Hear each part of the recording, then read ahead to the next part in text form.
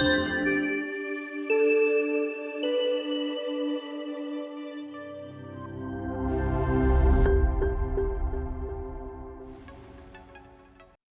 I'm Pete A. Turner, executive producer and host of podcasts. I've got you for about 10 to maybe 12 minutes, maybe a little longer if I run long. And I wanted to take the chance to share with you some of my experiences on how to build the podcast muscle so that you can reliably do the things day in, day out, every day that you need to do to run a show. No matter what kind of show you have, whether it's a scripted drama, long form interview, or something else, how do you build something, right? You're here because you're trying, like, how do I get better? And what can I teach you from my nearly 10 years of experience and gosh, almost 2,000 episodes that I've created?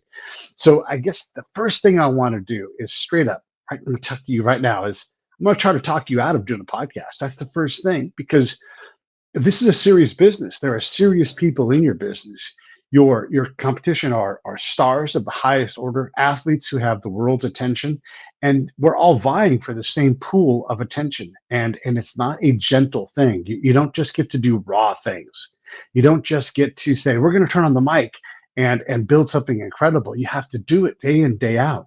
Ideas, gosh, when people say, "Hey, I have this great idea for a podcast," I don't care. I don't care. I care what you can do. I care that the idea is so good that you're compelled day in, day out to feed it time, money, attention. If you don't treat your podcast like a baby, like it needs you always to lift it up, to teach it the next thing, you have to learn. It's like learning how to be a parent. You have to learn every step of the way how to get better and how to get more efficient, how to market is going to change and how to do it all the time. So among the things that you have to do if you run a podcast is you have to be good at marketing, sales, production, pre-production, post-production, guest relations. I mean, the list is a long list, right? You have to always be thinking of ideas. You have to be in the marketplace looking at this platform, that platform.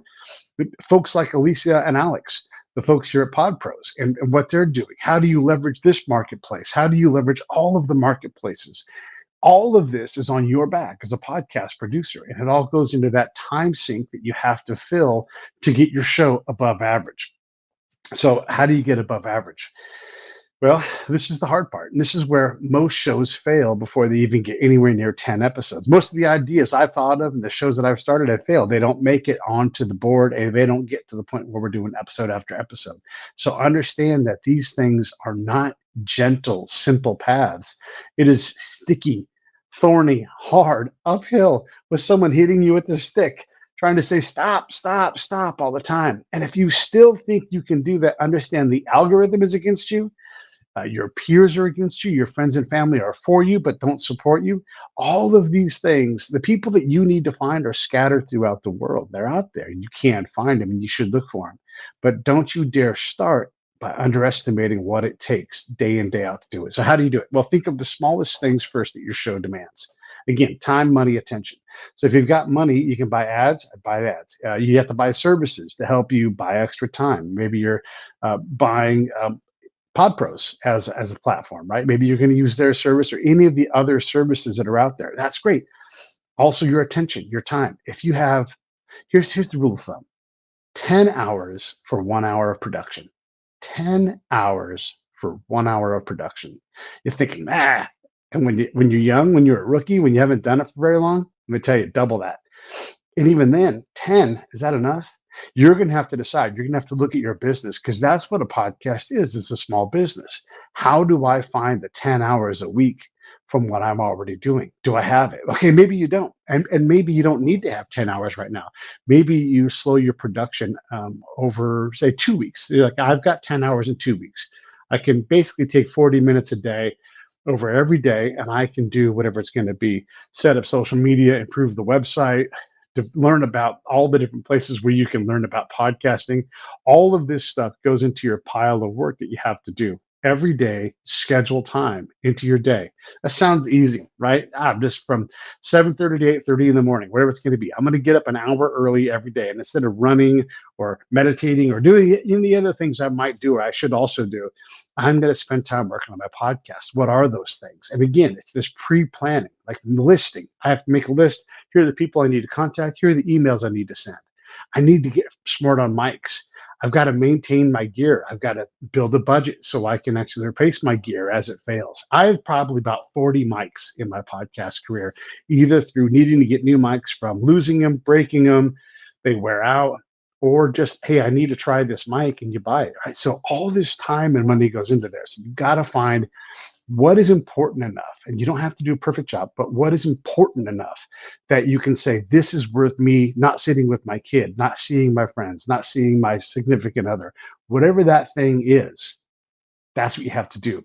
No matter what you do with your podcast, you have to do the tedious stuff, and you have to callous over that tedium, and so that it's just work. Maybe you do it while you sit there. Maybe you write emails while you sit there with your significant other and you watch TV. Maybe you, the first thing you do is just learn to put your phone down. As soon as I go to touch my phone, I think I'm going to touch my podcast instead. And then you sit down and you work on writing that script, and you work on, like, look, this video here is a great example. I have practiced this video. I don't have notes anymore, right? I've gotten all the way through this thing, so I don't need notes. I know what I need to say, and I've practiced it enough times because I care about your guys' time. I want to give you something valuable. So I've spent time doing that. And is it 10 hours? I don't know. It's a lot, because first I started writing. I thought about what I wanted to tell you, and then I advanced it from there.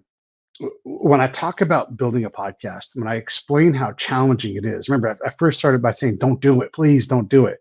Like, you can struggle all you want and still be well below average, right? So don't do it. Now let's liken it to a martial art, or even better, swimming. Imagine if I said, hey, let's go swim a mile today.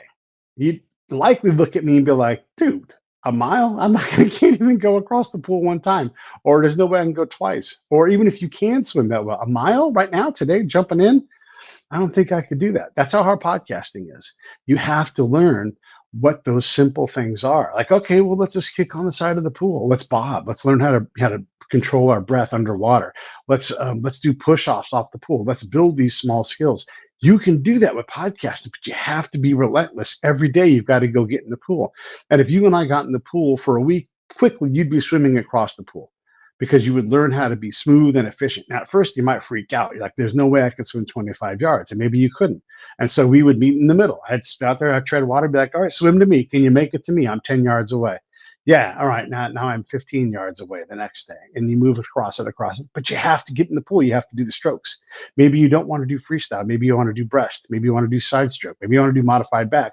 Wait, there's all these other strokes I have to learn too? Yeah, that's how podcasting is. And so you have to constantly feed that time, attention, and money into the podcast. If you have a partner in your show, you guys should not overlap. You should not overlap at all if you can avoid it, right? Like, one of you is the producer, one of you is the host. Maybe you both host, and right there you overlap, but who's going to do the emailing? Who's going to do the whatever it is, whatever the tasks are? Divide them so that one of you is doing it. You can swap roles anytime you want, but you have to identify the work. So identify the work, schedule the time, and do the tedious things to do the fun thing. Because no matter what, your peers who have a great show, they're doing that. Maybe they've hired someone to do that stuff. Maybe you hire someone to help you with the production side and say, hey, you have to sound better. Because I'll promise you right now, the days of having a raw show that has bad sound, those are over. You can't do that.